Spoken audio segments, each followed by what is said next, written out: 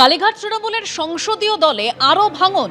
এনসিপিআইতে যোগ দেওয়া বিদ্রোহী সাংসদ শতাব্দী রায়ের মন্তব্যে জল্পনা তৈরি হয়েছে। কালীঘাট তৃণমূলে থাকা অনেকেই কংগ্রেস বিজেপির পেছনে ঘুরছে। যারা বড় নেতা সাজছেন তাদের অনেকেই কংগ্রেসের দিকে হাত বাড়াচ্ছে। অনেকে মন্ত্রিত্ব চেয়ে দল বদলানোর জন্য পা বাড়িয়ে আছে। অনেকেই কংগ্রেস বা বিজেপিতে যাওয়ার চেষ্টা করছে। কি বলেছেন শতাব্দী রায়, শুনুন। কংগ্রেসের জন্য কজন পিছনে ঘুরছে সেটাও সবাই জানা উচিত। আপনারা সাংবাদিক, আপনারাও খবর রাখুন যে কংগ্রেসে যাওয়ার জন্য কজন হাত নাড়াচ্ছে। মানে তৃণমূলেরই এমপিরা আর কি, যারা বড় বড় নেতা সাজছে এখন, যারা আড়ালে এত নিন্দে করতো, যারা আড়ালে নেত্রীকে গালাগালি করতো, অভিষেককে গালাগালি করতো, তারা হঠাৎ করে বলছে আমরা তো বলছি না সব কথাগুলো। এই যে বলছে না যে এরা তো কদিন আগেও দলের হয়ে লড়ছে। হ্যাঁ, যতদিন দলের হয়ে লড়াই তো আমাদের কাজ ছিল, যতদিন দলে থাকবো ততদিন দলের হয়ে লড়াই কাজ।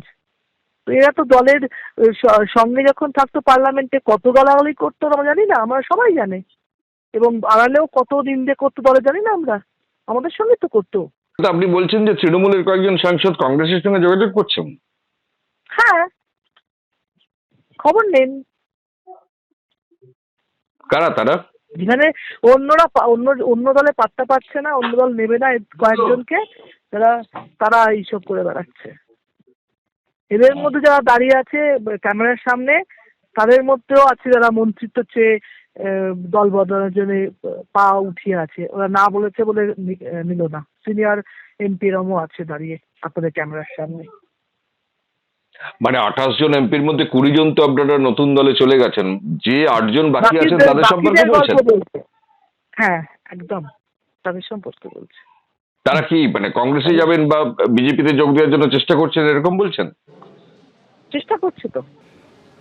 শতাব্দী রায় তিনি মন্তব্য করেছেন যে কালীঘাট তৃণমূলে থাকা অনেকেই কংগ্রেস বিজেপির পেছনে ঘুরছে, কংগ্রেসের দিকেও হাত বাড়াচ্ছে। যারা বড় নেতা সাজছেন তাদের অনেকেই। কুণাল ঘোষ এ নিয়ে কি বলেছেন, শুনুন।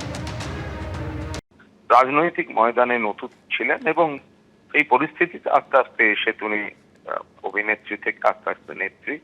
কোনো কারণে মতপার্থক্য যদি দলে হয়েও থাকে, কোনো ক্ষোভ বা কোনো বক্তব্য আছে, তাহলেও একেবারে সদ্য দল যেখানে একটি নির্বাচনে প্রত্যাশিত ফল হয়নি, সেখানে তারপরেই অন্যদিকে কথা বলা বা অন্য একটি শিবিরে যাওয়া বা একটা অন্য কোনো ভূমিকা নেওয়া, সেটা বোধহয় বাঞ্ছনীয় ছিল না। কে কি বলছেন সেটা তাদের ব্যাপার। আমি তৃণমূল কংগ্রেসের একজন সৈনিক, একজন বিধায়ক এবং শতাব্দীর পরিচিত হিসেবে আমি শুধু বলতে পারি যে এই সময়টা বোধহয় দাঁতে দাঁত চিপে কর্মী এবং নেত্রীর পাশে দাঁড়িয়ে লড়াইটাই একটা মানুষ ভালোভাবে দেখতেন বিষয়টা। বাকিটা সময় বলবে। এবিপি আনন্দ এগিয়ে থাকে, এগিয়ে রাখে।